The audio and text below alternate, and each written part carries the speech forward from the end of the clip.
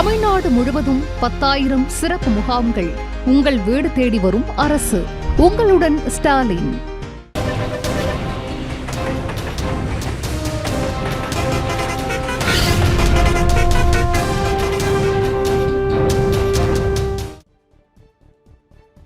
கடலூர் மாவட்டம் பண்ருட்டி அருகே அரசு மருத்துவர் வீட்டில் 158 சவரன் நகை கொள்ளையடிக்கப்பட்ட சம்பவம் பரபரப்பை ஏற்படுத்தியுள்ளது. புது பிள்ளையார் குப்பம் பகுதியைச் சேர்ந்த ராஜா விழுப்புரம் அரசு மருத்துவக் கல்லூரி மருத்துவமனையில் மருத்துவராக பணிபுரிந்து வருகிறார். இவரது மனைவி ஆர்த்தியும் மருத்துவராக பணியாற்றி வருகிறார். இருவரும் பணிக்கு சென்றுவிட்டு வீடு திரும்பிய நிலையில் வீட்டின் கதவு திறந்திருந்ததைக் கண்டு அதிர்ச்சி அடைந்தனர். தொடர்ந்து வீட்டின் உள்ளே சென்று பார்த்தபோது 158 சவரன் நகை கொள்ளையடிக்கப்பட்டது தெரியவந்தது. இது தொடர்பாக அளிக்கப்பட்ட புகாரின் பேரில் கடலூர் மாவட்ட காவல்துறை கண்காணிப்பாளர் ஜெயக்குமார் நேரில் சென்று விசாரணை மேற்கொண்டார். மேலும் சம்பவ இடத்திற்கு கைரேகை நிபுணர்கள் மற்றும் மோப்ப நாய் வரவழைக்கப்பட்டு தடயங்களை போலீசார் தேடி வருகின்றனர்.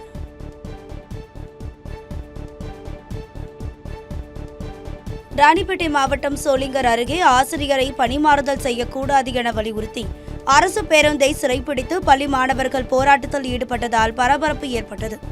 சோளிங்கர் ஒன்றியத்திற்குட்பட்ட பழைய பாளையம் பகுதியில் உள்ள ஊராட்சி ஒன்றிய நடுநிலைப் பள்ளியில் மாணவ மாணவிகள் சுமார் 70க்கும் மேற்பட்டோர் 1 முதல் 8ஆம் வகுப்பு வரை கல்வி பயின்று வருகின்றனர். இந்த பள்ளியில் 5 ஆண்டுகளுக்கு மேலாக ஆசிரியராக பணிபுரிந்து வரும் குமார் செங்கல்நத்தம் பகுதியில் இயங்கி வரும் பள்ளிக்கு பணிமாற்றம் செய்யப்பட்டதாக தெரிகிறது. இதனை எதிர்த்து வகுப்புகளை புறக்கணித்த பள்ளி மாணவ மாணவிகள் அரசு பேருந்தை புறக்கணித்து சாலை மறியலில் ஈடுபட்டனர். இதனால் அந்த பகுதியில் பதற்றமான சூழல் ஏற்பட்டது. திண்டுக்கல் மாவட்டம் மத்தலக்குண்டு அருகே கோட்டை கருப்பண்ண சுவாமி கோவிலில் ஆண்கள் மட்டுமே பங்கேற்கும் வினோத திருவிழா நடைபெற்றது. விராலிப்பட்டி கிராமத்தில் உள்ள கருப்பண்ண சுவாமி கோவிலின் ஆடி திருவிழாவை ஒட்டி 4000க்கும் மேற்பட்ட ஆடுகளை பக்தர்கள் நேர்த்திக்கடனுக்காக செலுத்தினர். பின்னர் ஆடுகள் அனைத்தும் பலியிடப்பட்டு சிறப்பு பூஜை செய்யப்பட்டது. அதனைத் தொடர்ந்து பலியிடப்பட்ட ஆடுகள் சமைக்கப்பட்டு பக்தர்களுக்கு விருந்தளிக்கப்பட்டது. இந்த கறி விருந்து திருவிழாவில் திண்டுக்கல், தேனி, மதுரை மாவட்டங்களைச் சேர்ந்த ஆயிரக்கணக்கான ஆண்கள் பங்கேற்று சுவாமி தரிசனம் செய்தனர்.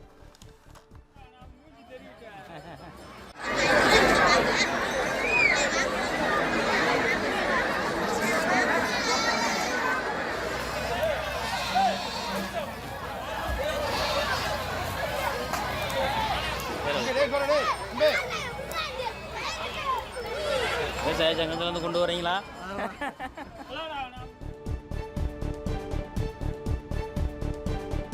தஞ்சாவூர் மாவட்டம் திருவிடைமருதூர் அருகே வயது முதிர்ந்த தாயை ஆற்றில் தள்ளி கொலை செய்ய முயன்ற மகளை பொதுமக்கள் பிடித்து போலீசில் ஒப்படைத்த சம்பவம் அதிர்ச்சியை ஏற்படுத்தியுள்ளது.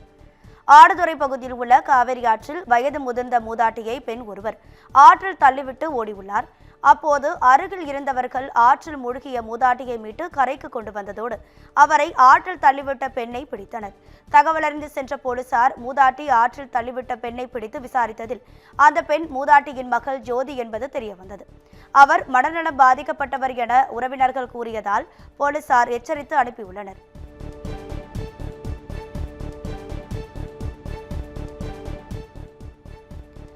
ராமநாதபுரம் மாவட்டம் முதுகுளத்தூர் அருகே ரேஷன் பொருட்களை வாங்கி சென்றபோது டிராக்டர் கவிழ்ந்த விபத்தில் 3 பெண்கள் உயிரிழந்தனர்.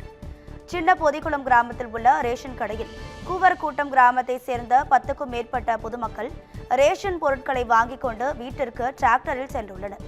அப்போது பொதிக்குளம் கிராமம் அருகே உள்ள கம்மாய் கரையில் கவிழ்ந்ததில் எதிர்பாராத விதமாக டிராக்டர் கவிழ்ந்து 3 பெண்கள் சம்பவ இடத்திலேயே உயிரிழந்தனர். 10 பேர் படுகாயமடைந்து மருத்துவமனையில் சிகிச்சை பெற்று வருகின்றனர். தகவலறிந்து சென்ற போலீசார் சம்பவம் தொடர்பாக விசாரணை மேற்கொண்டு வருகின்றனர். தமிழ்நாடு முழுவதும் 10,000 சிறப்பு முகாம்கள். உங்கள் வீடு தேடி வரும் அரசு. உங்களுடன் ஸ்டாலின்.